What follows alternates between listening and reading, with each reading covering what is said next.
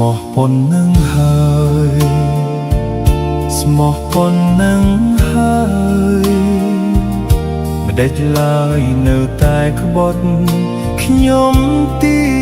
តឬមួយរូបខ្ញុំជាមនុស្សចោលសៀតនាំឲ្យចំអៀតទ្រូងព្រោះស្នេហ៍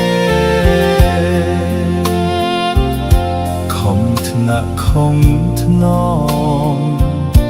មិនឲ្យទោះទេនៅតែក្បត់